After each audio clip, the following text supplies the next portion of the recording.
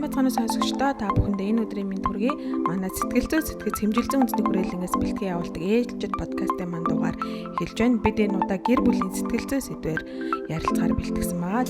Манай оролцогч сэтгэл зүйч Баярмаа, сэтгэл зүйч Жавзан нар ирээд байна. Баярмаа сэтгэл зүйч маань тун саяхан залуу гэр бүлийн дунд судалгаа хийсэн байгаа. Тэгэхээр Монгол улс 900 мянга орчим гэр бүлтэй. Гэхдээ жилд гэр бүлээ батлуулж байгаа 5 гэр бүл батлуулж байгаад 1 гэр бүлд салж идэг. Тэгэхээр та яг судалгааныхаа үр дүнгээс танилцуулаач. Ер нь яг залуу гэр бүлүүдэд ямар сэтгэл зүйн асуудал тулгамдж идэм бол. За сонсогчдоо өдрийн мэнд хүргэе. Залуу гэр бүл тулгамддаг асуудлын талаар эсэг сэтгэл судлаачтай хамт судалгаа хийж үзлээ. За тийм судалгаанаас харах юм бол 18-аас 40 насныхан судалгаанд оролцсон. Тэгэхээр энэ 18-аас дээш насны буюу залуу гэр бүлүүдэд ямар дэмжлэг хэрэгцээтэй байна вэ гэдэг талаар судалж үзэхэд хамгийн их нь сэтгэл зүйн дэмжлэг 65% тай буюу сэтгэл зүйн дэмжлэг хамгийн чухал байна гэдгийг хариулсан байна. За дараагийнх нь болохоор ажлын байр 59%. За хүүхдийн хүмүүжил боловсролын дэмжлэг бол 47%. Санхүүгийн дэмжлэг 40% гэж хариулсан байна. Эндээс харах юм бол гэр бүлийнхэнд ажлын байр, эдийн засгийн асуудал чухал боловч нэм тэргуунд тулгамддаг тэр хүмүүст хэрэгтэй байгаа дэмжлэг нь сэтгэл зүйн дэмжлэг буюу гэр бүлийн талаарх сэтгэл зүйн зөвлөгөө, сургалт, сэтгэл зүйн боловсролыг дээшлүүлэх асуудал чухал байгаа нь харагдаж байна. Мөн сэтгэл зүйн үйлчлэгээ авахт нь ямар нэгэн бэрхшээл тулгардаг уу гэдэг талаар асуусан байгаа. Сэтгэл зүйч болон сэтгэл зүйн төвүүдийн мэдээллийг хаанаас авахаа мэддэггүй гэдгийг гэж 35% нь хариулсан байна. За эдийн засгийн асуудал буюу зөвлөгөө авахд үн терапи нь арай үнэтэй байдаг гэж 26%. За сэтгэл зүйчдийн талаар мэдээлэл авч байгаагүй. Ер нь Монгол сайн сэтгэл зүйч байдаг юм уу гэсэн хариултыг бол 31% нь өгсөн байна. За би бол сэтгэл зүйчдэр очих шаардлагагүй. Өөрийнхөө асуудлыг зохицуулж чаддаг гэж 31% нь бас хариулсан байна. Тэгэхээр сэтгэл зүйн зөвлөгөө өгөх төвүүд, гэр бүлийн зөвлөгөө өгөх төвүүд, төрийн болон төрийн бус байгууллагуудад бол ажиллаж байгаа. За энэ үйлчилгээнүүдийн талаар мэдээллийг хүмүүс залуу гэр бүлүүдийн хувьд авч чаддгүй юм байна. За мөн ямар сэтгэл зүйч нь гэр бүлийн чиглэлээр зөвлөгөө өгөхөр мэргэжсэн бэ гэдэг талаар мэдээллийг хараахан авч чадаагүй байдаг юм байна. Тэгэхээр хаанаас ямар үйлчилгээ авахаа мэддэггүй гэж байна. Тэгэхээр ерөөдөө гэр бүлүүдийн маань яг хамгийн ойр орчинд бол энэ төрлийн үйлчилгээ маш их шаардлагатай байна гэсэн үгтэй илүү ойртож очих хэрэгтэй юм байна гэж ойлгож болох уу? Тэглүү яах вэ? Тэгэхээр энэ үйлчилгээ хэрэгцээ шаардлага байгаа юу? Хэрвээ байгаа бол хаана хандах вэ гэдэг мэдээллийг өгөх энэ олон нийтийн сүлжээгээр гэр бүлтэй холбоотой эерэг контентуудыг түгээх, за сэтгэл зүйчдийг гэр бүлийн чиглэлээр зөвлөгөө засал өгөхөд мэрэгшүүлэх маш олон ажлууд бол хийх шаардлагатай байгаагийн илэрлэл нь байгаа. Зөвхөн энэ судалгаагаар төдийгүй маш олон судалгаагаар харагдаж байдаг. Тэгэхээр залуу гэр бүлүүд харилцаан дээрээ болон сэтгэл зүйн асуудлаа хэрхэн шийдвэрлэдэг вэ гэдэг талаар судалгаанд авсан байгаа. Хоорондоо ярилцаж шийдвэрлэдэг гэж бол 61% нь хариулсан байна. Хүндлэнгийн хүмүүсийн оролцоотой буюу найз нөхөдтэй хамаатан саднгийн оролцоотой 43% шийддэг. За найз нөхдөсөө тусламж авдаг. Энэ нь бол 48%. Найз нөхдөдтэйгээ хуваалцаад ярьж асуудаг гэж байна. Интернет орчинд группээс мэдээлэл авдаг. Ээжүүдийн групп, аавуудын групп гэдэг маш олон группүүд байдаг. Хүмүүс сэтгэл зүйчдийн олон группүүд байдаг тийм. Энээс 28% нь бол мэдээлэл авдаг. За нэгнийгээ төрүүлж алхам хийхийг хүлээдэг гэж бол 42% хэлсэн байна. Цаг хугацаа шийднэ. Хүлээнэ цаг хугацаа шийдэл хүлээнэ гэж бол 20% нь хариулсан бол мэрэгжлийн сэтгэл зүйчдээр гэр бүл судлаач дээр хандсан хувь нь ерөөсөө 6% байна. Тэгэхээр эдийн засгийн асуудал, хүүхдийн хүмүүжлийн асуудал гэдгээ бас тулгамддаг гэж байна. Яг сэтгэл зүйчд хандах тийм ямар шалтгаан байдаг вэ? Бид нар өмнө нь бас гэр бүлийн хүчирхийллийн талаар бас подкаст хийжсэн. Тэгээ тэр дээр бол үнэхээр сэтгэл зүйчд хандж ийж ингээд асуудлаа шийдвэрлэх тийм хэрэгцээ шаардлагыг өндөр байд юм байна гэж тэгж харагдчихээс. Таны судалгаагаар за ер нь өөр бусад судалгаагаар сэтгэл зүйчд хандах ямар шаардлагууд гарч ирдэг юм бол харилцааны хувьд тийм.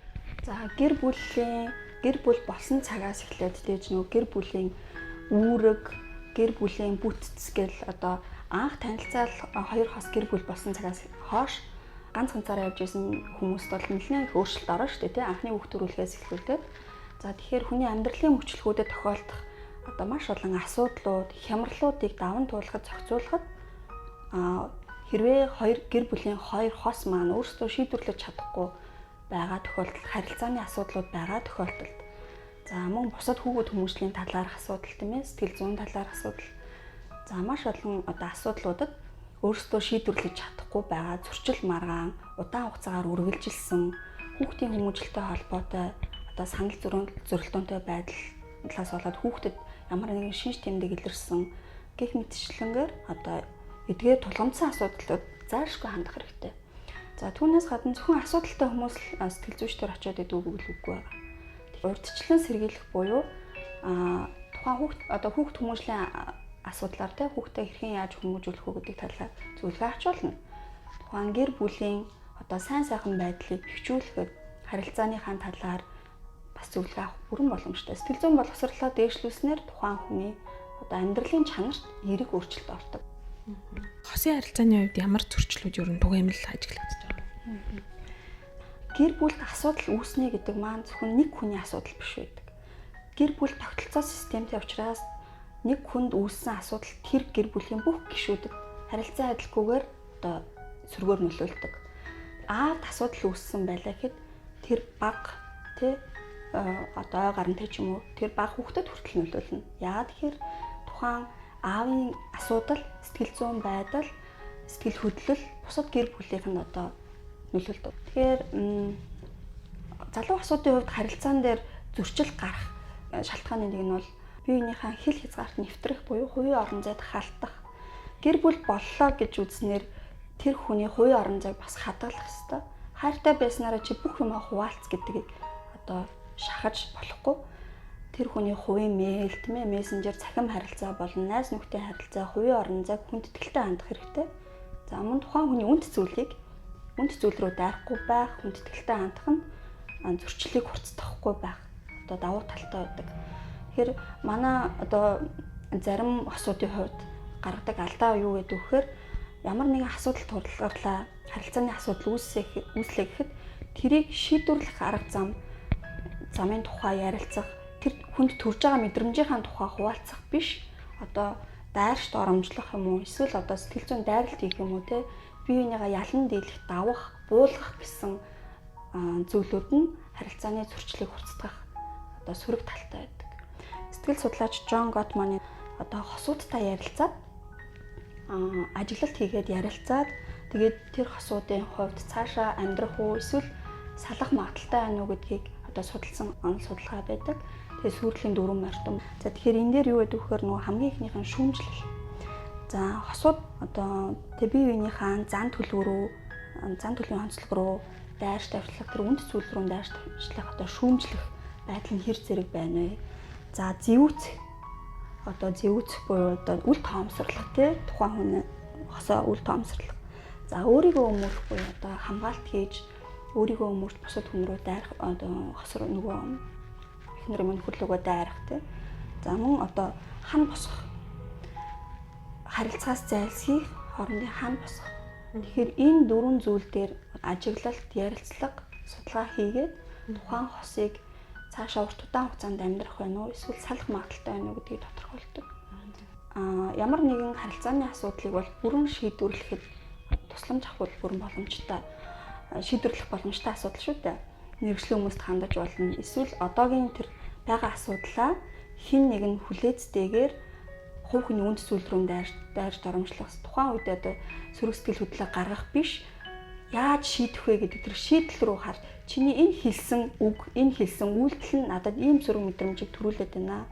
Тэгэхээр хоёулаа нэг яаж шийдэх вэ?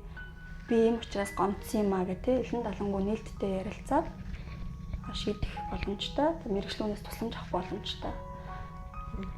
Түрүүн бас та нөгөө яриан дундуур хэлжсэн гэр бүлд ингээд аав асуудал тохиоллоо гэхэд гишүүдэд ингээ харилцаа адилгүй нөлөөлдөг. Тэр дундаа хүүхдэд маш их нөлөөлдөг. Тэгэхээр гэр бүлийн сэтгэл зүй гэдэг маань эргээд нөгөө хүүхдийн бас сэтгэл зүй аюу том асуудал болчиход нэг зоосны хоёр тал гэж харж болох нэг. Тийм. Яг хүний хөгжлийн анхдагч орчин бол гэр бүл шүү дээ, тий. Тэгэхээр хүүхэд гэр бүлээсээ аюулгүй мэдрэмжийг авч өсснөөр тухайн хүүхдийн хөгжил тухайн хүүхдийн цаашдаа ямар хүн болж төлөвшөх бүр одоо цаашаа ярих юм бол ямар гэр бүлийг өөрөө бүтээх вэ гэдэг хүртэл хамаарна. Тэгэхээр аюулгүй мэдрэмж гэдэг одоо гэр бүлтэй өгч чадахгүй байгаа те яг эхнэр нөхөр хоёулаа хамтдаа амьдарч байгаа хэрнээ хүүхдэд аюулгүй мэдрэмжийг төрүүлж чадахгүй байгаа бол энэ хүүхдэд маш сөрөг нөлөөтэй. Хүүхдийн танин мэдгүй хөгжилд хүртэл сөргөр нөлөөлдөг. Тэр гэр бүлийн маань асуудал яриад ирэхлээр хүүхд рүү орж эхэлж байна л да. Яагаад яалтчгүй. Гэр бүлийн зөвлөгөө сэтгэл заслнууд ямар үүрэгтэй вэ гэхлээр тухайн гэр бүлийн хувь хүмүүсийн асуудал болон гэр бүлүүдийн хооронд нэм нэгдэлтэй байх тэрхүү асуудлыг зохицуулах, шийдвэрлэж өгөхөөс гадна өртлөн сэргийлэх үндсэн үүрэгтэйг баярмаа сэтгэл зүйч мөн үгэж ярьчлаа. Гэр бүлээр энэ сэтгэл зүйн зөвлөгөө үйлчлэгт хамрагдсанаар яаж гэхээр тухайн гэр бүлийн ямар системтэй, ямар тогтолцоотой дээрээс нь тэр гэр бүлийн гишүүдийн зан үйлийн анализыг нь хийж өгөөд ямар одоо сэтгэл хөдлөлийн одоо хариу үйлдэлүүд хинээс гардгийг, ямар одоо харилцааны хэв шүнжүүд тэр гэр бүлд оршдгийм бэ гэдгийг нь тодорхойлж өгдөг. Дээрээс нь яг гэж энэ гэр бүлийн асуудлаар бас зөвлөгөө авдаг байгаа гэхээр хосын зөвлөгөөгөр биш ээ. Бас энд юу гэхээр parenting буюу эцэг их байх арга барил, тэгээ хүүхдээ хүмүүжүүлэх арга барил бас зөвлөгөө авдаг. Энэ дээр нөгөө гэр бүлийн unidentified patient гэж ойлголт гарч ирдэг байхгүй. Нэрний үг гэсэн үг гэхээр тодорхойгүй гишүүн гэж байгаа. Тэгэхээр энэ тодорхойгүй гишүүндээ яаж гэр бүлийн зүгээс үйлчлэх вэ, зөвлөгөө өгөх вэ, тэр хүүхдээ яаж зөв хүмүүжүүлэх вэ гэдэг асуудал гэр бүл болгоны өмнө тулгардаг том асуудал учраас гэр бүлийн сэтгэл зүй ярьсан тохиол заавалж хүүхдийн асуудал яригддаг бахнэ. Тэгээд альтруу баярмаа сэтгэл зүйч мань хэлсэн гэр бүлийн асуудлаар ямар асуудлаар гэр бүл маш өргөн асуудалтай энд салалт байна, хоорондын зөрчил маргаан байна. Бас abuse гэж хэлдэг те хэл ярианы болон биеийн хүчээр хэл яриад байгаа. Одоо бид нар бол хэл ярианы бие сэтгэл хөдлөлийн хүчээр хэлгээ сүүлийн үед сэтгэл зүйчид тодорхойлдог болсон шүү дээ. Одоо зарим эхнэрүүд маань нөхөрлөгөө сэтгэл хөдлөлийн хүчээр хэлүүд гаргал тий сэтгэл хөдлөлийн хүчээр хэлэхгүй emotional хөдлөлийн хүчээр хэл байна. Зарим гэр бүлд бол хагцлууд янз бүрийн одоо салалтаас үүссэн хагцл, салхи явдлаас үүссэн хагцлууд үүсдэг иймэрхүү асуудлаар гэр бүлийн асуудал яригдаж эхэлнэ. Тэгэхээр энэний цаана энэ зөрчил үүслээ, энэ салалт явагдлаа, энэ хагцл явлаа. Энд гэр бүлд асуудал байна гэдгийн цаана юу вэ гэхээр хүүхдийн л асуудал яригдаж байна гэсэн үг. Өөрөөр гэр бүл бол одоо нийгмийн хамгийн бичил бүлэг. Гэр бүл дээр нэгсэндээ нийгмүүд оршин тогтдог гэж хэлж болно. Тэгэхээр энэ бичил бүлгийн асуудлыг бол судлахгүй, энд зөвлөгөө өгөхгүй явна гэдэг бол одоо нийгмээр буруу асуудал ахгүй. Тийм учраас заавалжгүй анхаарлын төвд байх хэрэгтэй асуудал учраас гэр бүлийн хууль хүртэл батлагдчихад яригдаа явж байна л гэсэн үг. Тэгэхээр гэр бүл бол хүүхдийн стажийнхэн эрүүл аюулгүй өсөх орчин. Одоо сүүлийн үед equal гэж яриад байгаа. Яг үүндээ хүүхдэд сэтгэл хөдлөлийн харилцаа, бие биенээ харилцах, ээж аавын одоо бусдаас ирэх хайр халамжийг мэдрэх тэр хамгийн чухал орчин бол гэр бүл. Сүүлийн үед бол foster family бий болж эхэлж байгаа нэгсэн да баруунд бол ямар зүйлээс татгалзаж эхэлж байна гэхэлэр нөгөө асрамжийн газраар хүүхдүүдийг хүмүүжүүлэх биш нэгэн гэр бүлд тийм ээ өсгөж өөрчлүүлж хүүхдүүдийг хүмүүжүүлэх асуудал илүү яригдаж эхэлсэн. Тэгэхээр хүүхэд attachment буюу энэ монголчууд нэгшил гэж орчуулад байгаа л да. Нэгшлийг хаанаас авдаг гэхээр гэр бүлээс авдаг. Нэгшлийг гэр бүл салцсан хоёр хосын хооронд хүүхдэд биднэрт юу үүсэж исэн бэ гэхээр attachment-ийн эмгэг үүсчихсэн ирж байгаа явдал байна. Тэр хоёр маань зүгээр л залуу байхдаа суусан нөгөө харилцааны явцад биенийг ойлгохгүй байжгаад ирэхэд хүүхэд маань 18 нас үрээд 19 нас өрчгээд гэр бүлийн нэгшлийн асуудлаас болоод янз бүрийн сэтгэл зүйн асуудалтай болж хүүхдүүд манад одоо ирж үйлчлүүлж авах жишээтэй ийм одоо хүүхд рүү буцаад өөрөө ирэхгүй ордог юм сэдв бахны гэр бүл гэдэг бол. За яг бидний нөгөө ярьж байгаа энэ аав ээж хоёр хүүхэд гэсэн энэ нэг цул гэр бүлүүд маань нөгөө одоо энэ салтаас болол ингээл өрх толгоос аав, өрх толгоос ээж гээд ингээд өөр болоод байна те. Тэгэхээр эдгээр дээр яг нөгөө тэр уламжлалт гэр бүл дээр тулгамж байгаа асуудлууд маань энэ гэр бүлүүдээр яаж очиж тусдсан бол ийм өрх толгоос хүмүүсийн одоо сэтгэл зүйн асуудал ер нь ямар гол юмнууд яригдсан бол өрх толгоол нь хүүхдээ одоо тий цаашаа амьдралдаа аваад явна гэдэг бол хин нэгнийх нь хувьд одоо тэр салсан ч бай эсвэл одоо өмчирсэн ч бай маш том хүнд ачаа байдаг. Энэ нь одоо зөвхөн санхүүгийн одоо болон бусад гэр бүлтэй холбоотой үүргийн ачааллаас илүү хамгийн том зүйл нь сэтгэл зүйн одоо хэцүү хүнд асуудлууд тохиолддог. Өөрөөр хэлбэл тухайн хүний гэр бүл хоёулаа байгаа тохиолдолд үүргүүд бол чиг тохиорлогддог шүү дээ, тийм ээ. Гэтэл бүх зүйл нь нэг хүн дээр болчихж байгаа юм. Тэгэхээр энэ тохиолдлыг даван туулахтаа одоо хүмүүс одоо хүүхдээ өсгөөд аль болох нөгөө хүүхдээ одоо тий бусад хүүхдүүдээс дутаахгүй төлөө хичээгээд явдаг. Гэхдээ өөрийнхөө сэтгэл зүйг бол орхидог. Маш их стресстэй байдал анзаарэгддэг. Одоо тэр их үүргүүдийг авч явахын тулд тэр хүнээс маш их хүч зарцуулагдана. Тэгэхээр энэ одоо ганцаараа хүүхдээ өсгөж байгаа ч юм уу ийм бол нэлээд олон хүмүүс зөвлөгөө өгч байлаа л да. Тэгэхээр энэ хүмүүсээс ингээд харах юм бол өөрийнхөө тэр стресс дарамт сэтгэл зүйн асуудлуудыг бол ерөөсөө дараад хоош нь тавиад хүүхдийн төлөө амьдралынхаа зорилгыг миний хүүхдийн одоо боловсрол мэдлэг эрүүл мэнд гэж уртаа тавьсан байдаг. Өөрийгөө орхисон байдаг. Гэтэл хүүхд нь том болоод ирсний дараа хүүхд нь сургууль соёлд ороод тустайгаар одоо том болоод явна шүү дээ тий. Гэрээсээ явсны дараа тэр хүмүүсийн хувьд дахин одоо нэг хямралт хүртдэг. Өөрөөр хэлбэл нөгөө хамтдаа тэр сэтгэл зүйн хэрэгцээг нь хангаж байсан өөрийнх нь дэрэг дандаа хань болж ирсэн хүүхд нь яваад тэрэнгүүд нөгөө хүний хувьд ганцаарддаг тий. Маш их ганцаардлыг мэдэрдэг. За сэтгэл готролд ордог. За маш олон асуудлуудтай тулгардаг. Тэгэхээр ганцаараа хүүхдийг өсгөнө гэдэг маань энийг бол нөгөө дэмжиж байгаа зүйл биш. Гэхдээ хүчирхийлэлтэй гэр бүлд хүүхэд өсснөөс илүү ганцаараа өсөж байгаа хүүхдийн сэтгэл зүйн аюулгүй хэрэгцээг хангаж байгаа бол тэр нь хүүхдийн хөгжил цаашдаа бол давуу тал эерэг зүйл болж өгнө. Хэдий хамтдаа байгаа тогтчихсон гэр бүлд байгаа ч гэсэн тэр хүүхдийн сэтгэл зүйн аюулгүй хэрэгцээ хангахдаггүй хүчирхийлэл одоо хүүхэд наснаасаа юу гэдгийг оюутан болтлоо ингээ аав ээжтэйгээ хамт амьдэрсэн.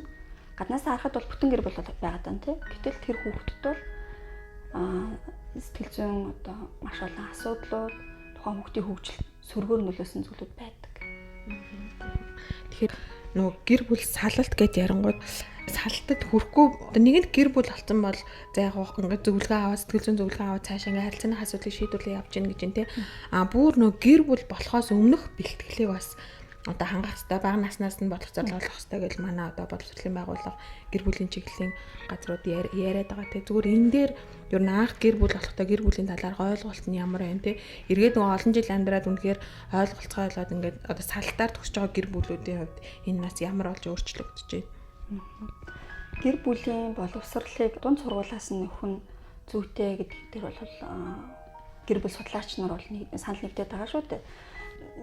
Гэр бүлийн талаарх тухайн хүн өөрийнхөө үндсэн гэр бүлээс авсан мэдрэмж, үндсэн гэр бүлээс авсан соёл, уламжлал тийм ээ.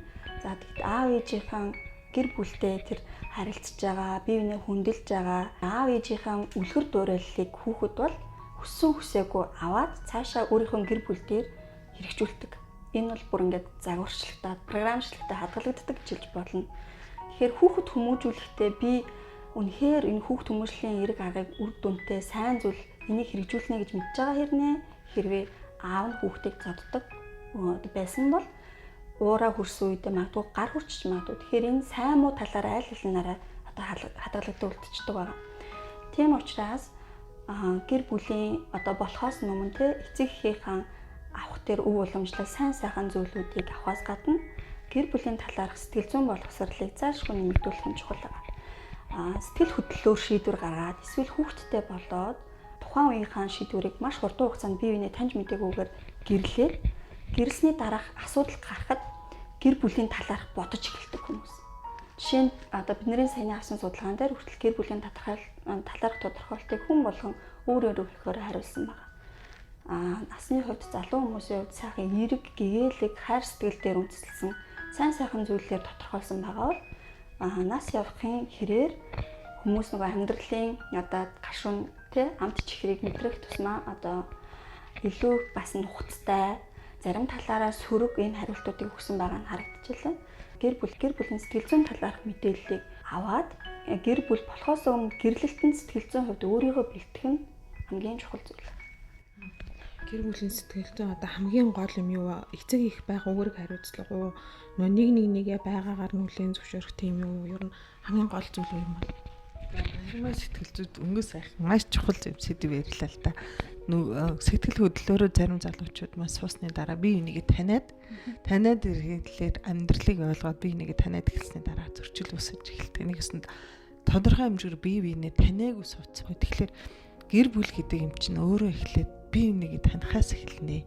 Бие бинийгээ сайн таниагүй ижиж зарим суусны дараа зөрчил үүсэж яхаар яах вэ гэхлээр бие бинийгээ таньчихсан тохиолдолд бусдынхаа давуу болон сул талыг мэдээд сул талыг нь яг нөхдөг байх хэрэгтэй байхгүй. Хос гэдэг чи яг гэж байгаа гэхэлэр нэг зорилгын төлөө явж байгаа юм шиг яг нэг байгууллагатай адилхан сул талыг нь чаддаг нь яг давуу талаараа дэмжиж явах байхгүй юу. Тэгэхээр энэ дээр би зүгээр юу хэлэх гээд болохоор энэ бие бинийгээ таних хамгийн чухал таньдаг зүйлийн нэг бол бие хүний тестүүд гэдэг. Бие хүний тестүүд нь таныг олон жил зарцуулаад бие бинийгээд сайн муугийг хэрэлдэн муудалцсан тий. За тэгээ зөрчил хурцтан та бүхний бие бинийг ойлгохоос илүүтэйгээр тодорхой хэмжээгээр таны биш танаа гэр бүлийн сэтгэл зүйн хэвийн уур амьсгалыг эрүүл уур амьсгалыг бүрдүүлэхэд тань сэтгэл зүйн тестүүд тусвал сэтгэл зүйн тестүүдээр зөрчилдөд байгаа хоёр хосыг сэтгэл зүйн одоо тестэн дээр онцлогоо хийгээд зөвлөгөө өгөхлөр манай нөхөр ийм зантай байсан чинь өөрөөсөө байглаас ийм байсан юм байна. Манай эхнэр ингэж исэн чинь ерөөсөө байглаас ийм зантай хүн байсан юм байна. Энийг нь тэгвэл гэр бүлийн одоо тэр зөвлөгөө өгж байгаа хүний зүгээс яаж засагдахгүй байх юм бол би яаж явах вэ? Дэмжих үү гэдэг асуудал яригдчих жоохгүй. Зарим эмэгтэйчүүд нь маш их лидер тийм ээ. Зарим эрэгтэйчүүд нь болохоор ерөнхийдөө юм гүйцэтгэх шив шинжтэй. Гэтэл хоёулаа хоорондоо яах вэ? Тэрнээс болоод би хамаа ачаал үүрээд байна гэдэг. Нөхөр нь болохоор яг тодорхой хэмжээний хэмнэлээр одоо тодорхой хугацаанд лимак гүйцэтгэхээс сурцсан илүү дутуу янз бүрийн өөр зүйлийг сонирхож сэтгэж эдийн засгийн хувьд ярьж байгаа шүү би тийм ээ. Тэрнээс биш гэр бүл хүүхдийн чөлөө цагийг биш шүү. Энэ тохиолдолд яах вэ гэвэл биенийхээ сул тал даваа талуудыг мэдчих юм бол харилцсан биенийг ойлгоход маш сайн туслах байхгүй. Тэгээ биенийг ойлголцсон гэр бүл цаашдаа яадаг вэ гэхлээр цаашдаа зүтгэхэд амар. Та монголчууд гэдэг штэ нэгсэн дасаар байж байгаа. Биенийхээ аашиг бүр мэддэг болцсон тий. Сүлдээ нэг хүн болчдөг. Олон жил болоод ирэхлээр хацаараа ойлголцоос гадна царай нүртэл ижлэх болтгоо гэдэг штэ. Тэгэхээр угаасаа та бүхэн гэр бүл болоод ирэхээр биенийгээ илүү сайн мэддэг болно. Гэхдээ энд яадаг вэ гэхлээр хугацаа зарцуулагддаг байх нь ш тодорхой хэмжээгээр биенийгээ би ч гэсэн хэлдэг. Хоёр өөр гэр бүлд битгий хэл нэг гэр бүлд өсөөд нэг сургуульд сураад нэг аав ээжийн хүмүүжсэн хоёр гэр бүлийн гишүүд хоорондоо өөр байгаа юм чинь хоёр өөр орчинд өссөн хоёр өөр сургууль төгссөн хоёр өөр мэрэгжил боловсралтай хоёр хүн нэг гэр бүл бол зохицож амьдрна гэдэг бол маш том алхам том одоо үүрэг хариуцлага маш чухал үйлдэл явц учраас би энийг зөв таниасаа л гэж хэлмээр. Салтаас болоод нэг ийм юм бас сүүл үед их анзаарагдаад байна. Би нөө энгийн үнийн харахад эдийн засгийн хувьд жишээлбэл нөө бие даацсан эмэгтэйчүүд хэлж байгаа байхгүй. Заавалч гоод ингээд нөхөр нь ингээ арх уугаад ч юм уу те ингээл гадуур дотор явал гэр бүлд ингээ нөгөө аавынхаа үргийг гүйцэтгэх яваад ийм үнтэй амьдарч ийснээс зүгээр би өөрөө төртөө төргөө амьдралаа явж байгаа юм чинь гоё хүүхдүүдэд өсөж тоондох нь өөрөө хараад өөрөө л ингээ сэтгэл зүйд амраа маглан жаргалтай байвал болоо гэсэн нэг тийм юм харагдаад байгаа. Нөгөөсг нь бол яг цалдаар төгссөн ч гэсэн ихнийхээ амьдрал дээр алдцаа одоо хоёр дахь дээрээ алдахгүй гэл ингээл явдаг. Тэг яг хоёр дахь амьдралын хувьд ер нь бас ингээд сэтгэл зүйн хувьд анхаарч явах хэрэгтэй хамгийн гол юм ер нь юу юм бол мэдээж гэр бүл юм чинь бас анхныхаас нэг ялгаагүй л хальтаа. Гэхдээ ер нь нэг алдсан юм чи хоёр дахь алдахгүй ч гэдэг юм уу те эсвэл хоёр дахь амьдрал зохиохоос хальширдаг ч гэдэг юм уу тийм үзэгдлүүд ингээд ингийн амьдралаас аягүй харагдаад байгаа. Чухал асуулт байна. Дахин гэрэлтийн тухай хүмүүс мэдээж бодохгүйш боддог байна. Ганц би байна өөрийнхөө санхүүгийн хувьд болоод байна. Би ер нь ингээд өөрөө ганцаараа амьдрах болж байна гэж байгаа хүмүүсэд бас санаа асуудлууд байгаа. Тэгэхээр тааш тохирох гэх юм уу тухайн хүний хүлээн зөвшөөрөх одоо нөгөө өнгөрсөн амьдралтай хамт хүлээн зөвшөөрөх хүн хараахан олтойгүйж магадгүй. За бас одоо айцтай байж магадгүй дахин гэрэлтээс те өмнөх гэрэлттэй холбоотой сэтгэлийн шарх байж магадгүй, сэтгэл зүйн асуудал үлдсэн байж магадгүй. Тэгэхээр маш олон шалтгаан бол байгаах. За дахин гэрэлтэнд анхаарах зүйлүүд бол одоо хоёр хүмүүс тус тусдаа өөрөөр амьдралаар амьдарч байгаад дараагийн гэрэлтээ эхлэхэд бол мэдээж анх гэрэлж байх үеийнхаа юу ч мэдэхгүй байх үеийн шиг бол мэдээж үгүй байгаа. Сайн сайхан дурсамж дийлэнхтэй нөгөө гомдожсэн, хин нэгэндээ гомдожсэн сөрөг зүйл нь гомдлон талхитаагүй хадгалагдсан байгаа тохиолдолд тэр хүн дараагийнхын гэрэлтээс илүү их болгоомжлоод байдаг. За тэгээд цаг хугацаа явах тусам уртсах тусам тийм ээ одоо өөрөөр хэлбэл ганцаараа амьдралыг одоо 3-аас дээш жил болох тусам хүн дараагийн гэрэлтэндээ яарахгүй болж эхэлдэг. Нөгөө ганцаараа амьдрах амьдралын хэм маяг нь цогцоод тохироод өөрт нь харин ч энэ бүр айтаахан тэ өөрийгөө хөгжүүлээд цаг зав гаргаад юу гэдгийг одоо гэр бүлтэй байсан бол гэр бүл рүүгээ яарахгүй гэдэг ч юм уу те. Тэгэхээр энэ нөгөө амьдралын хэм маяг нь өөрчлөлт ороод эхлэхээр тэр хүндээ тасаад эхэлждэг. Сэтгэл зүйн хувьд бас дараагийн хүнийг хүлээж авах бэлтгэлгүй байгаа тохиолдолд дахин гэрлээс одоо татгалцдаг одоо яардаггүй. За дахин гэрлээ гэхэд хүүхдтэй хос хэрэг гэрлээ гэж бодъё те. Хин нэг нь хүүхдтэй ч юм уу. За энэ дээр зөвхөн хоёр хүн гэрэлсэн гэрэлтийн асуудал биш. Давхар хүүхдийн асуудал явна. Тухайн хүнийг одоо дахин одоо гэрэлж байгаа эхнэр юм уу нөхөр нь хүүхдийг яаж хүлээж авах вэ? Хүүхэд тухайн ээж болох байгаа хүнийг яаж хүлээж авах вэ гэдэг бол маш том сэдв. За яг дахин гэрэлтийн үе дээрээ хүмүүс одоо сэтгэл зүйн зөвлөгөө авах, одоо урьдчилан сэргийлэлтэй харилцаануудын асуудлаар, хүүхдийн асуудлаар зөвлөгөө авч гэр бүлийнхаа амьдралд хэрэгжүүлээсэй гэж би хүсдэг. За энэ дээр нэг юм дуртай л да жишээ. Гэрэлсэн хүнийхээ хүүхдийг ээж аав гэж одоо дуудахыг, нэрлэхийг хүмүүс одоо шахаж шаарддаг хүүхдээс. Тэгэхээр энэ бол хүүхдийн хувьд маш хэцүү. Тэр хүүхэд одоо хамт амьдарч байгаа ээж нь юм уу аав нь те дахин гэрэлсэн тэр хүн тэр хүүхдэд хичнээн сайн өөрийнх нь ээж ааваас тутахгүй хайр халамжийг мэдрүүлж байгаа ч гэсэн тухайн хүүхдэд магадгүй арх удаг ч гэсэн аав нь бол төрсөн эцэг нь тэр хүүхд бол сэтгэл зүрхэд нь аав гэдэг дүр бол мууч бай сайнч бай тэр хүн л байгаа. Гэтэл дараагийн хүнийг аав гэж дууд ээж гэж дууд гэдэг нь бол хүүхдийн сэтгэл зүйн дарамт болдог. Цаг хугацааны ирэхээр магадгүй тэр хүүхэд өөрөө аяндаа тэр үг хэлнэ. Тэгэхээр аав ээж гэж дуудахгүй байснараа тэр гэр бүл муу юм эсвэл тухайн хүүхдэд муу юм бол болохгүй. За мөн тухайн одоо суусан эхнэр нөхөр шүү дээ тий хүүхдийг одоо миний хүүж гэдэг юм ойр татна харилцахгүй байна эсвэл магтахгүй байна. Одоо чи хэрвээ өөрийнхөө хүүхдтэй байсан бол ингэхгүй дээ ч гэдэг юм харьцуулахгүй байх хэрэгтэй. Тухайн хүнд бас цаг хугацаа хэрэгтэй. Аль болох энэ хүнийг хамт одоо ханаа болгох юм чинь хүүхдийн ч гэсэн хамт хайрлж ээж миний гэр бүл бүтэн болж байна гэдгийг тэр хүн анханасаа хүлээн зөвшөөр суусан. Гэхдээ гэр бүл нэг гэрт орсноос хойш тухайн одоо нэг шиг тасах явцад нь бол мэдээж нөгөө цаг хугацааны асуудал шүү дээ. Тэгэхээр энэ дээр бие бинийгаа маш хүлээцтэйгээр хандаад маш сайн ойлголт өгөх хэрэгтэй. Тэгээд дахин гэрэлтэн дээр одоо нэг тулгардаг асуудал бол нөгөө анх танилцуулахгүй байдаг юм лээ. Бүр нөгөө манайхан одоо зарим нь би хүүхдтэйгээ элен далангуй ярьдаг. Энэ бол чиний шинэ. Энэ бол чиний хувьд шинэ ээж гэж танилцуулдаг. Энэ хүртэл хүүхдэд цочрлыг одоо өгдөг. Харилцаа адилгүйгээр тухайн хүүхдэд бол хүнд хөнгөн тусдаг байгаа байхгүй. Тийм. Ер нь яаж танилцуулбал зөвхөн яг тэр анхны уулзалт гэсэн үг шүү дээ тий одоо. Хүүхдтэй дасах хугацааг өгөх хэрэгтэй.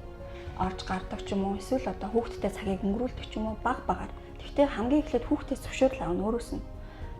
Одоо ээжтэй нь тусалж байгаа ээжийнх нь найз гэж анх танилцуул одоо тухайн хүний яаж танилцуулах нь тухайн хүний асуудал та. Гэхдээ хүүхдтэй маш эргээр эхлээд ойлгуулад тэгээд тэр хүнтэй болон хүүхдтэйгээ одоо хамтдаа цагийг өнгөрүүлээд тухайн хүүхдтэйгээ цагийг өнгөрүүлж болох уу, ямар нэгэн зүйлд нь тусалж болох уу, хамт ямар нэг юм хийж болох уу тий хамт аялалд явж болох уу гэдэг юм.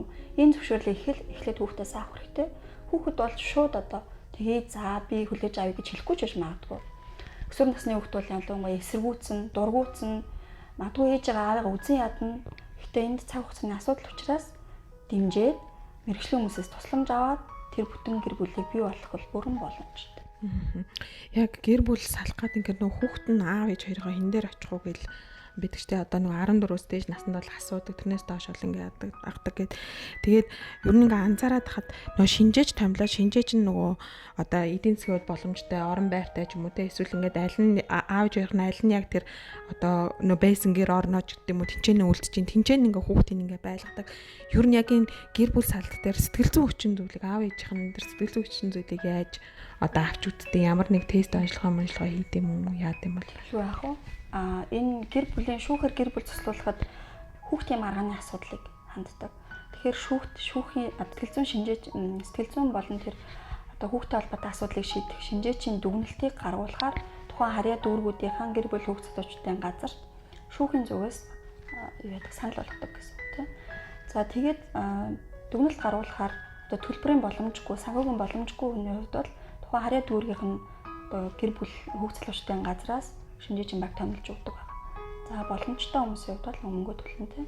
За тэгээд хүүхд хамгааллын мэрэгчлэлтэн сэтгэл зүйч болон эрх зүйч гэсэн мэрэгчлэлтнүүдийн баг ажилладаг байгаа. Тэгээд сэтгэл зүйчдийн хувьд сэтгэл зүйн дүгнэлт гаргадаг. Тэгэхээр тухайн хүүхдэд болон одоо эцэг эхээс нь хүүхдэд өсгөж хүмүүжүүлэхэд тухайн хүний сэтгэл зүйн онцлог нь ямар байна, хүмүүжүүлэх арга хэлбэр нь юу байна, тухайн хүүхд хин дээр илүү энэхшилтэй байна гэдгийг маш олон тест онцлогоонуудын тусламжтай ярилцлага, гэрээр нь очиж ажиглалт хийх, дүн шинжилгээ хийсний үндсэн дээр шүүхт бол тэр дүгнэлтийг гаргаж өгдөг байгаа. Шүүх эцэслэн шийдвэрлэхдээ шинжээчийн багийн дүгнэлтийг харахаас гадна нэмэлтээр мэдээж бусад хүчин зүйлүүдийг бол харна. Тэгжээж дүгнэлтийг гаргадаг.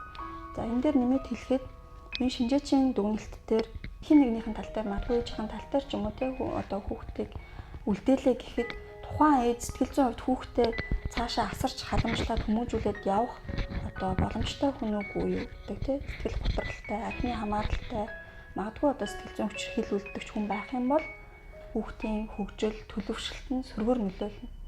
Тэгэхээр энэ нь бол одоо маш чухал зүйл байгаа. Сэтгэл зүйн дүгнэлт гаргасан юмсан дээр шүүх шийддэг. За хүүхдүүд салтын дараа одоо хин нэгэн дээр нь үлдлээ гэж бодоход эцэгийнхэн хин нэгэн дээр үлдлээ гэхэд маш олон асуудалтай тулгардаг. Гэр бүл салаад хүүхдээ авсан хүн ялагч, нөгөө тал нь ялагдагч болчихж байгаа юм шиг дүр зураг зарим гэр бүлүүд дээр анзаарэгддэг.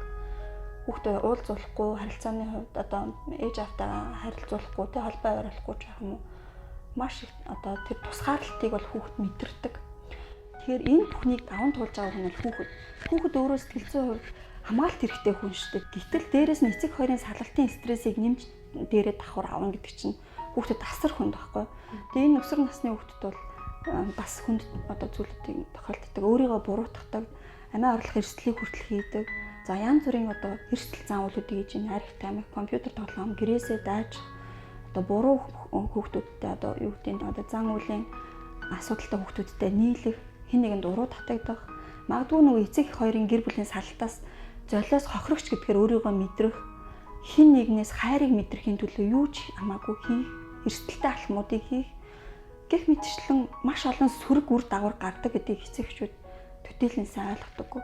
Гэр бүл цуцалснаа бүх асуудал шийдэгдчихнэ гэж хараад байдаг. Тэрний дараа яах вэ? Тэр салтын дараах сэтгэл зүйн байдал нь ямар зүйлүүд тохиолдох вэ гэдгийг талаарч хүртэл төсөөлөөгүй байждаг. Тэгээ салтын дараах сэтгэл зүйн байдал нь стрессийн түвшин маш өндөр, түгшүүр ихтэй, айцтай, яахаа мэдэхгүй те бүр ингээд одоо хүүхдээ яаж хүмүүжүүлэх, яаж амьдралаа цааш нь авч явах.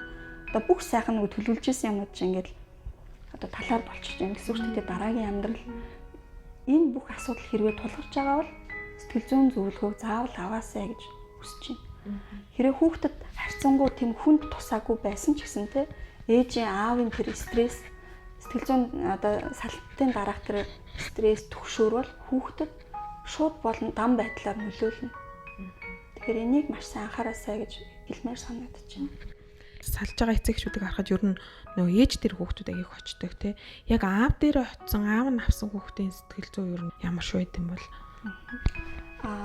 аав дээрээ илүү энэгшилтэй. Аав нь цаашд өсөж хүмүүжүүлэхэд хүүхдийн эрхийг хамгаалах тал дээр, амьдрах эрхийг нь хангах тал дээр, сэтгэл зүйн хэрэгцээг нь хангах тал дээр ээжээс нь илүү байгаа тохиолдолд мэдээж аав ах нь бол буруудах юм байхгүй.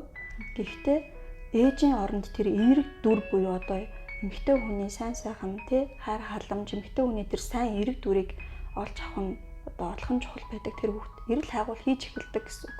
Эмээгээ ч юм уу, багшаа ч юм уу, ойр дотныхоо хин нэг энэ эмэгтэй хүн шиг болчихсон сан гэдэг ямар нэгэн дүрийг хүүхэд өөртөө бий болгоод тэр эерэг дүрийг харах тэр хүн шиг болох юмсан гэсэн эерэг сэтэл тэмүүлэлтэй болох юм бол тэр хүүхэд бол сайнаар нөлөөлнө.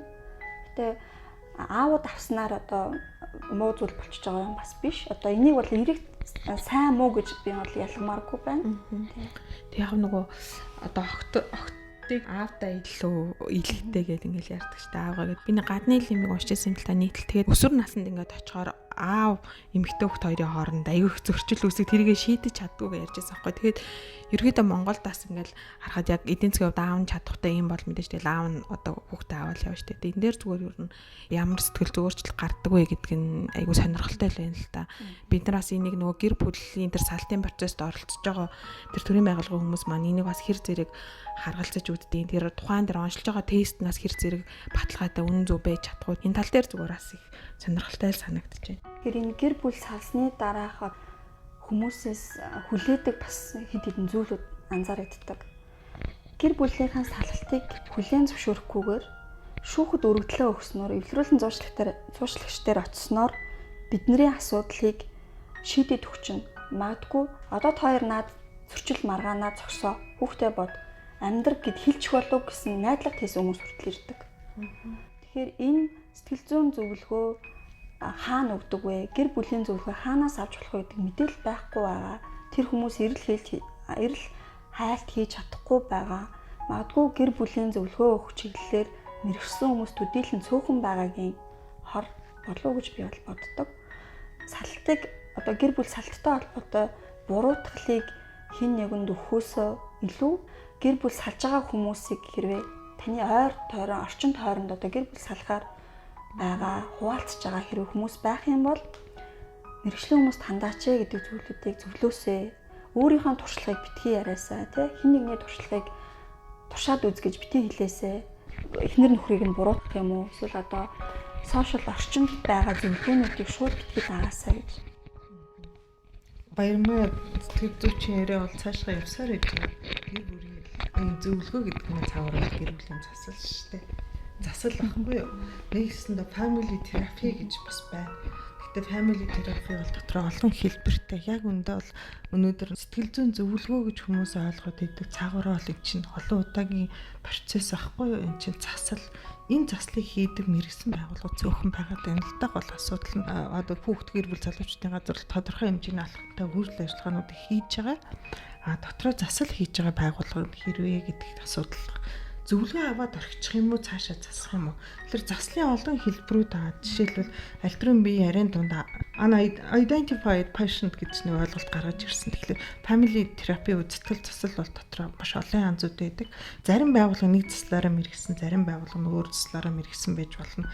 Жишээлбэл identified patient гэдэг энэ буюу тодорхой нэг хүнийг засах гэсэн үг байхгүй. Тэгэхээр энэ гэр бүл дотоо асуудал үүсгэж байгаа. Тэр нэгэн гэр бүлийн гишүүнийг олж авчираад одоо тодорхойлж онцлоод тэгээд энэ хүү гэр бүлийн асуудлыг засах заслыг бол энэ засал гэдэг. Тэгэхээр энэ засал яг өмнөдөө хаашаа явдаг вэ гэхээр хамгийн сүүлд бол баярмаа сэтгэл зүйч хэлж байгаа хүүхд өсвөр насны нөгөө хүүхд рүү явж эхэлдэг. Яагаад вэ гэхээр нөгөө энэ салалт гэр бүлийн асуудал хагацалж байж болно тийм ээ.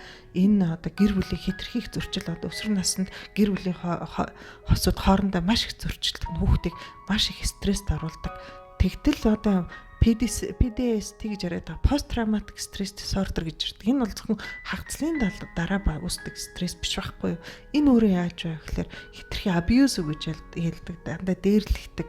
Ээж аав нь одоо хил амаар хоорондоо мянга маргадаг. Эсвэл ээж нэм аав нь нөгөө ээжийг нь gaslighting effect-д оруулдаг. Энэ гэр бүлийн хүүхдүүдэд энэ юу үүсдэг вэ гэхээр PDC бас үүсэх магадлал өндөр болдог. Тэгээ аль руу хэлсэн attachment-ийн буюу энэгшлийн дисордерууд эмгэгүүд үүсэж эхэлдэг. Энэ терапи нь болохоор гэр бүлд үүсээд агаад асуудал дээр хэн нэгэн тодорхой үнийг сонгож аваад илүү сайн явах уу эмчилнэ гэж байгаа. Тэгэхээр энэ гэр бүлийн терапист вэ сэтгэл засалчдыг мэлсэн байгаа л да. Гэр бүлийн засал гэдэг бол зөвхөн нэг хүнийг эмчилдэг засал биш. Гэр бүл бол систем. Энэ бол ингээд амьд организм, бүхэл цол болцсон организм. Энэ организмыг цулаар нэмчилнэ гэсэн үг. Нэг гишүүнийг тодорхойлж аваад илүү эмчлэх тусам нөгөө хамааралтай гишүүн заавалжгүй яах вэ? Давхар нөлөөлттэй гэж ярьдаг тийм ээ. Гэр бүлийн давхар нөлөөлттэй гишүүн заавалжгүй орж ирдэг байх. Дараагийнх нь засал нь болохоор home status буюу одоо гэр бүлийг докторжуулах засал гэж ярьж байгаа. Энэ гэр бүлийн докторжуулах заслыг бол тодорхой хэмжээгээр хийх гэж оролддог тийм ээ. Гэр бүл хүүхдийн газар нөгөө эвлэрүүлэн зуучлах үйл ажиллагааны явцад цаавраа болохоор гэр бүлийн засал хийгээд байна гэсэн үг. Зарим энийг бол интервеншн гэж бол хүндлэнгийн оролцоо гэж хэлээд байгаа. Хүндлэнгийн оролцоогоор та бүхэн одоо эвлэрнүү одоо эвлэрийн нэгдэлнүү гэд хүндлэнгийн оролцоогоор ингээд зуучлаж энэ гэр бүлийг харилцаагийн нэг цан үйлийнх нь асуудлыг докторжуулах биеинд нь ойлгуулах гэж байгаа. Зараа нь differentiation буюу ингээд ялгааг нь олуулж харуулах засал гэж байгаа. Энэ засал нь яадаг вэ гэхлээр тухайн гэр бүлийн гишүүдийн зан үйлийг нь ойлгуулад энийг бол манай байгууллага илүү анхаарч хийдэг. Ойлгуулад нөгөө хүний гүйцэтгэх үүрэг нь хин, нөхрийн нь гүйцэтгэх үүрэг нь хин. Заавалч одоо гэр бүлийн үүргүүд чинь интерченжбл харилцан ийм нөлөөтэй болж хэллээ шүү дээ. Хуучин уламжлалт арга зүй орхигдсан. Аав нь орж ирээл зургатны өмнө суугаал те хоол игээд эхнэр нь тэрүүгээр ажил хийж ирээл нөгөө нэг бусад үүргүүдийг хийх биш. Интерченжбл болцсон байгаа байхгүй одоо гэр бүлийн ажил. Интерченжбл харилцан бие биентэйгээ одоо ажлаа солилцдог болчихсон. Энэ тохиолдолд гэр бүлийн гишүүд нь ямар үүрэгтэй, ямар зан үйлтэй ялгаатыг нь ойлгуулаад хамтарч яаж ажиллах уу гэдгийг нь ойлгуулдаг ийм терапи засал байгаа. Дараа нь бол extended family therapy гэж байгаа. Extended family therapy гэдэг нь юу гэсэн үг вэ гэхээр тэр гэр бүл дотор нөгөө нөлөөтэй гэр бүлүүд байгаа шүү дээ. Нөгөө хадам аав ээжийн талууд ах оролцдог ах эгчийн талуудыг нь оролцуулж энэ гэр бүлийн засал хийдэг. Ийм том одоо засал хийдэг байх нь. Тэгэхээр энэ extended family therapy болохоор тодорхой хэмжээгээр мэргэжлийн бүр одоо төсөв гарна. Энэ дөр гэр бүл хүүхд залуучдын газар иймэрхүү мэрэгсэн терапевтаараа мэрэгших хэрэгтэй байна л да. Яагаад вэ гэхээр extended family therapy-г бол нэг залуу хоёр хос авахд хэцүү шттэ. Эн чинь өөрөө өндөр зардалтай болох байхгүй юу? Энэ байна. За дараа гурвалсан харилцаа гэж байгаа. За гурвалсан харилцааны гэр бүлийн засал дээр нь юу орох вэ гэхлээр нөгөө аав ээж хоёр хүүхэд ээж болно. Эсвэл хоёр хүүхэд нэг аав юм ээж ээж болно. Сүүлийн үед бол нөгөө гэр бүл гэдэг ойлголт чинь улам өргөн болоод хоёроо ээжтэй, хоёроо аавтай хүүхдүүд бий болж эхэлж байна. Тэгээд хоёр талаас хэд хэдэн хүүхэдтэй гэр бүл хүртэл нийлж гэр бүл болдог болчихсон. Тэгэхээр энэ одоо гурвалсан үйлчилгээний юм. Тэгээ сүүлийн үед 2000 оноос хойш мультисистематик терапи буюу бүр одоо олон системт терапи засал гэдэг ийм заслыг хийдэг болсон. Тэгэхээр энэ бол тэр гэр бүлийн нөгөө сэтгэл зүйн экологийн системийг тэнцвэржүүлдэг ийм бүр том терапи юм аа. Энэ өөрөө бас тодорхой хэмжээр зардалтай. Магадгүй одоо баасан бат одоо сэтгэл зүйчийн захирлын ярьжсэнаар хэлж байгаа нөгөө зан үлийн сэтгэл засалтай энэ төр ордог ийм нам бүр том одоо нэлээд том засал юм. Энэ застыг бол яалтж байсан тэр хувь хүн хийхээсээ илүүтэйгээр төрийн болон төрийн бус байгууллага мэргэжлийн сэтгэл зүйч хамтарч хийдэг мультисистемат гэдэг чинь бүр юм том системээр засах нь шүү дээ. Тэгэхээр эндээс юу харагдаад байна гэхээр гэр бүлийн зөвлөгөөг эрэлт хэрэгцээдэг. Хүмүүс яадаг гэхээр гэр бүлийн зөвлөгөө авах гэсэн. Окей. Зөвлөгөө авахын тулд тэгэхээр гэр бүлийг онцлох хэрэгтэй байна. Ямар асуудал ахад салалт юм уу? Харилцаа юм уу? Энд онцлогоо явагдчихэж ямар засал явагдах вэ гэдгийг шийдвэрлэн. Тэгэхээр энэ манай одоо энэ сэтгэл зүй группийн авч холбоотлын үгээр нэг газар онцлууллаа гэхэд ямар засал нь хаана илүү явагдсан бэ? Тэр байгууллагууд нь бид нар санд болох боломжийг л бүрдүүлээд байна гэсэн үг байна шүү. Тэгэхээр энэ заслуудыг нэг газараа цогц хийдэг мэргэжлийн сэтгэл зүйн багтай байгууллага одоогийн байдлаар их байхгүй. Гэр бүл судлаач нар гэж байгуулвч тэр хүмүүс энэ заслуудыг бүгдээринг нь яг хийхгүй. Ерөөсө бүгдээринг нь хийхгүй. Тийм болохоор заслууд нь өөрөө ялгаатай байдаг байна. Энийг эндээс бол одоо ерөнхий зөв тавч хэрээс ойлгож байгаа болов гэж бодож байна. Энэ гэр бүл чигсэн одоо сэтгэл зүйн зөвлөгөө, сэтгэл заслын үйлчилгээ гэж ярихаар манай нөгөө энэ ажлыг одоо гардыг хийх ёстой гэр бүл хүүхд залуучуудын газар маань яг үйлчлэг нь яг ямар төвшөнд байгаа вэ? Одоо энэ гэр бүлийн сэтгэл зүйн үйлчлэгээ те. Нэг хэсэг бол яг ингээд нэг янз янзын шинэ үйлчлэгээнүүд туршаал явуулсан. Гэхдээ яг ингээд үйл ажиллагааных нь ингээд ерхий бүтцийг хараад ер нь бол баг л бүртгэлийн л үйл ажиллагаа явуулаад байгаа шүү дээ те. Бодлого хэрэгжүүлж ингээл яг нөгөө хөрсөн дээрээ буусан амьдралтаа өрх болгондоо хүрсэн энэ асуудал бол ер нь сүүлийн 30 жил бол алдагдсан гэдэг шүүмжлэл мэргэжлийнхний дунд маш их байдаг.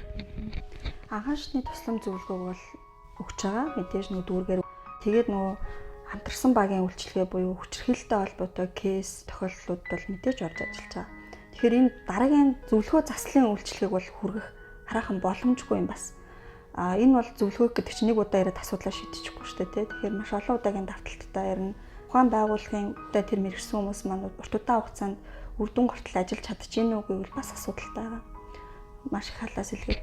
Тэгэхээр төрийн бас байгууллагуудад бол хандаж болно. Сэтгэл зүйн зөвлөгөө үйлчилгээг явуулж байгаа дийлэнх мэрэгсэн байгууллагууд бол төрийн бас байгууллагын шугамар үйлчилгээг үзүүлдэг.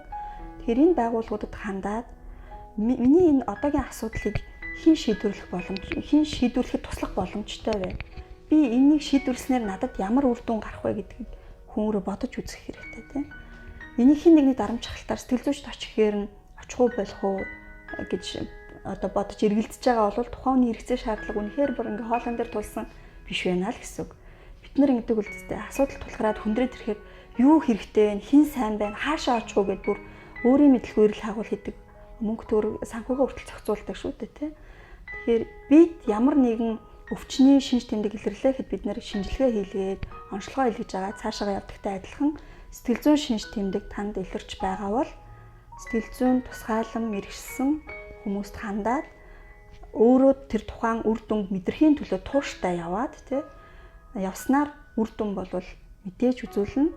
Энэ нэг удаагийн үйлчлэгээр одоо анхан шатны тусламж үйлчлэгээр одоо дүүргүүд дээр очсноор дараагийн шат руу холбон зуршлуулах магадгүй дараагийн шатны мэдээлэл хаашаа хандах вэ гэдгийг мэдэх бүрэн боломжтой. Та хоёрын нөгөө яриаг ингээд сонссон чи яг нэг сэтгэл зүйн тусламж үйлчлэгээ авчвал ингээд айгүй гоё асуудлаа шийдэх шиг амар ихтгэл найдвар төрөөд байгаа байхгүй. Тэгээд зарим хүмүүс бол ингээд ч бүр ингээд цаанаасаа таарч тохирохгүй ингээд хосууд байсан ингээд ярьдаг тий. Үнэхээр таарч тохирохгүй ч юм уу нөгөө асуудал ингээд уужгарчаа олон жил болсон бол одоо сэтгэл зүйн үйлчлэгийг тусламж үйлчлэгийг аваад энэ юу н шийдэгдэх магадлал юу н хэр зэрэг өндөр эдийн гэр бүлээ төр бүрэн бүтэн авч үлдэх магадлал энэ айгүй сонирхол татаад тий. Цаанаасаа таарч тохирохгүй хосууд гэж байхгүй. Тэр хосуудын анализ ингээ хийдэг байхгүй. Тэгэхээр та хоёр юун дээр тохирч байна, тохирохгүй байна вэ? Анализ хийгээд тэгэхээр заавалч хүнийг тохирдог юм байдаг байхгүй. Тэр нь бэлгийн амьдрал ээж болно. Би энийг хүнддэх байж болно. Өөр олон шалтгаан үзэл бодлоо солилцох байж болно. Хаяа харилцан яг найз нөхчийг ярьдаг байж болно. Тэгэхээр заавалчгүй нэг бас ухаантай эрдэмтэд хэлсэн байдаг ч гэр бүл болно гэдэг чинь ямарваа нэг юм тохирсон болвол тэр хоёр хүн байхлаар гэр бүл болчоо. Зүгээр амаргийн харилцаа биш шүү дээ. Гэр бүл болж зориг нэгдсэн байгаа аахгүй. Тэгэхээр таарч тохирохгүй байсан бол та хоёр угаасаа гэр бүл явах болохгүй байх юмсаа. Одоо arranged marriage гэж хэлдэг нөгөө дундад Азийн шиг солонгосчууд чинь нөгөө хоёул хооронд нь танилцуулаа хүчээр суулгадаггүй шүү дээ. Монголчууд бол барагтай тийм гэр бүл явах Монгол улсад байхгүй 0%. Тэр тохиолдолд та өөрөө тохирсон учраас л яасан мэхлээр тодорхой хэмжээр гэр бүл болсон. Тэгэхээр гэр бүл болцсон учраас тодорхой хэмжээгээр сая баярмаа сэтгэл зүйч хэлж байна. Яг тодорхой хэмжээгээр онцлогоо илгүүлээд хаан заслаа хэлэх үү гэдгийг шийдвэрлээд ингээд заслал авч болноо. Болохгүй юм бол ерөөсөй байхгүй байх нь шүү дээ. Тэгээ ер нь таарч тохирч байгаа хэмжээнд сэтгэл зүйчд хандаад асуудлаа бүрэн дүүрэн шийдвэрлэх магадлал 100% ба гэж ойлгож байна. Хоорондоо тохирцсон юм байгаа аахгүй юу? Юу энэ тэрл нэг сонирхолтой нэг тохирцсон юм байна шүү дээ. Тэр чинь хосын хоорондын харилцаан дээр унтлагын өрөөний асуудал ч болно тий. Энийг хамаагүй илэрээд иж болохгүй асуудал ч энэ хоёр чинь хоёр хосын л хооронд байдаг. Бүр нуугдмал тийм маш нандин харилцаа учраас тийм ч харилцаа яж болно. Тэгэхээр тэр хоёр хүн тохирсон бие биендээ бас энэ ухамсарын асуудал байна. Хоорондоо татагддаг юм бие биенээсээ энерги авдаг одоо янз бүрийн асуудал ямар нэгэн асуудал байгаа учраас тэр хоёр хүн хос болсон байгаа. Тэгэхээр тэр хосод асуудлыг шийдвэрлэж авах болно. Тэгээд урд нь би нэг удаагийн подкаст хэлжсэн. Альва юмд бас нэг юм үе гэж байдаг. Эхлэл үе чих гоё шүү дээ. Сэтгэл хөдлөөд маш гоё эхэлдэг. Дараагийнх нь үе цэцэглэлтийн үе. Тэгээ мөхлийн үе. Ямарваа нэг юм ургамалж байсан урган үндсэн соёолн тэгээд яадаг эхлээд цэцэглэн тэгээд уйлрлаад агаад мөх шүү дээ. Тэрнтэй адилхан гэр бүлийн амьдралыг цэцэглүүлнэ гэдэг чинь ерөөсөө хоёр хүний хоорондын ерөөсөө хийнийх нь хичээл зүтгэл байхгүй. Ерөөсөө зүтгэл энийг услахт нь цэцгээ услахт нь эхнэрийн ч оролцоо ихтэй, нөхрийн ч оролцоо хэрэгтэй. Тэгээд энийг цэцгээ сайхан услуулсан байхад тохиолдолд тэр цэцгийн усалтыг удаан бариад явах байж болон маш сайхан барьж болно. Одоо манай байгууллага дээр ирж байгаа хүүхдүүдийг хараад тахлаар өсвөр наснд гэр бүл салах маш хүүхдүүдэд их эмзэг тусдаг. Өсвөр насны хүүхдүүдэд айл болохоор одоо өсвөр наснд ирсэн тохиолдолд гэр бүл салгалтыг багас хойшлуулах тийм ээ ойлгуулах. Яг л өсвөр насны хүүхдүүд аав ээжигээ өөр хүнтэй байхыг тэр болгон хүлээн зөвшөөрч чаддаггүй байхгүй. Балчирхан байсан үед бол анзаардаггүй мэддэггүй тий аав ээжээргээ 6 настай хоёр хүүхэд хэрэлдээ зогсож яхад нь ээжээ кинонд хизээ явах юм бэ гэж асуучдаг байхгүй. Аава нөө кино үзнэ гэсэн яасан бэ? 6 өсвөр нас хоёр төрхлөг тэр хоёрын зөрчлийг мэдэрнэ, хямрна, дагаа тэр хүүхэд хямрна, тэр уураа хин нэгэнд очиж гаргана. Маш хэцүү яадаг учраас өсвөр настанд ороод ирэх тусам ээж аав хоёрын салалт, таны салалт, танаа гэр бүлийн зөрчил тэр ээж аав нар бас одоо янз бүрийн донтолтонд өртөөд нь штэ. Ингэх тусам таныг нөгөө юу гэхлээр ээж аав гэж харж исэн бол өсвөр наснд ирээд ирэхлээр таны нийгэмшлийнх нь баяр сурнаас харж эхэлдэг байхгүй хүүхдүүд. Тэгээд эхлээд анзаараад ирэхлээр өсвөр нас бол хамгийн хүнд байдаг. Ерөөсөө гэр бүл болоод зөрчил үүсээд байгаа хүүхдүүдийг хараад тахнаа л ерөнхийдөө хаана гэхлээр өсвөр наснд аав ээж нь асуудалтай байсан хүүхдүүдийг гэр бүл дахиад яадаг гэхлээр зөрчилтэй байдаг юм. Нэгэсэндээ эцэг их байх арга ухааныг хүн хаанаас сурдаг гэхлээр яг ээж аваасаа сурдаг байхгүй. Энийг хинч хорвоо төр зааж өгдөггүй. Ганцхан гэр бүл зааж өгдөг. Өсвөр насны хүүхдүүдийн хувьд эцэг эхийн одоо тий салалтыг хараад ээж аавынхаа талаарх үнэлэмж нь бол асар буурдаг. Нөгөө хайртай тий хамгийн хүндэлдэг, бахархдаг, аавыгаа дуурайдаг байсан хүүхэд маань тэр гэр бүл салалт, гэр бүлээс гадуурх бэлгийн харилцааг харсан, мэдсэн тохиолдолд аав гэсэн тэр бахархам сайхан дүр зураг бол ерөөсөө маш доогор болдог гэсэн үг. Тэр одоо мэдрэмжийг авснаар хүүхэд өөрийгөө үн цэнэгүй юм байна. Би энд магадгүй буруутай юм байна. Би ааваараа хайрлуулж исэн гэтэл тэр хайрыг нь хин нэгэнд булаалт одоо тэ алдчихсан. Надаас өөр хүнийг хайрлаж байна гэдэг юм. Маш их зүйлийг дотроо боддог. Маш ичдэг. Одоо найз нөхдөөс ичдэг. Анги танхим багш нараас болон хүрээллийнхаа хүмүүсээс миний ээж аав хоёр гэр бүлээ цуцлуулсан гэж хэлэхийг ичдэг, санаа зовдөг. Эндээс үүдэлтэйгээр олон асуудлууд бол урган гардаг байна. Ингээд энэ хүү подкастыг сонсож байгаа олон нийтдээ манай Баярмаа сэтгэл зүйч маань гэр бүлийн талаар нэлээд дэлгэрэнгүй мэдээлэл өглөө. Мэргэжлийн сэтгэл зүйчтэй сэтгэл зүй группийн гол зорилго бол та бүхэн сэтгэл зүйн боловсролыг өнгөө олгохоос гадна тодорхой хэмжээний мэдээллүүдийг олгож байгаа гэр бүлийн асуудлаар бас Баярмаа сэтгэл зүйчэд хандахыг хүсэх юм бол сэтгэл зүй групп тухайн хүний одоо мэдээлэл утасны дугаар бүх мэдээллүүд нь байгаа. Ингээд холбогдоод та бүхэн сэтгэл зүйн зөвлөгөө хийхээс гадна бас онцлогоогоо бас хэлгээрээ онцлогоог бас манай байгууллага дээр хийж байгаа. Одоо бол манайх юугаар ялгаатай гэхэлэр Монголд анх удаага тестийн онлайн системийг бий болгоцсон. Шууд онлайнаар төлбөрөө төлөөл онлайнаар тестээ бөглөөд хариугаа онлайнаар авах бүрэн боломж нэгтсэн байна. Хоорондоо зөрчилдөд байгаа гэр бүлүүд ядахта эхлээ зөвлөгөөгөө авдаг маа гэхэд өөрсдөө нэг онцлоод өөрсдийнхээ давуу болон сул тал гэр бүлийн харилцаан дээр гараад байгаа өөрийнхөө алдаануудыг олоод явах харчаасаа л гэж хүсмээр байна. За өнөөдрийн ярилцлаганд урьж оролцуулсан маш баярлалаа. Сонсогчдоо за зариулаад одоо нэг далал амны сүг гэдэг чинь амьдрал бол амьд явахын төлөө тэмцэл биш аз жаргалтай мөчүүдийн хэлхээс юм аа гэдэг тийм. Тэр амьдрал тохиолдож байгаа тэр асуудал болгоныг шийдвэрлэхийн төлөө та шийдлийг хайдаг байгаарай. Бие биенээ хүндэлдэг байгаарай. Бүтэн гэр бүлийг үр хүүхдийнхээ ирээдүйн хойч үеийн төлөө та бүхний гартаа аваарай л гэж зөвлөмөр байна. Баярлалаа. За маш их баярлалаа. Тэгээ гэр бүлийн сэдв бол маш өргөн хүрээтэй барагдахгүй сэдв. Энэ хорвоо дэр нөө хичнээн гэр бүлэн тэр тоогоор л гэр бүлийн кейсүүд байгаа. Гэхдээ гэр бүл гэдэг бол хүний нөгөө нэг насны амьдрал байдаг. Тэр гэрээр одоо тулгамж байгаа асуудал нь ч гэсэн ингээ насан туршдаа л үргэлжлэн тэр бүхэн дээр хосууд маань яг мэрэгжлийн үйлчлэгийг аваад асуудлаа зөв шийдвэрлээд гэр бүлээ бүрэн бүтэн авч үлдэхийн төлөө одоо байгаарай гэж хэлээ. Тэгээд манай подкастыг сонсогч та бүхэндээ маш их баярлалаа.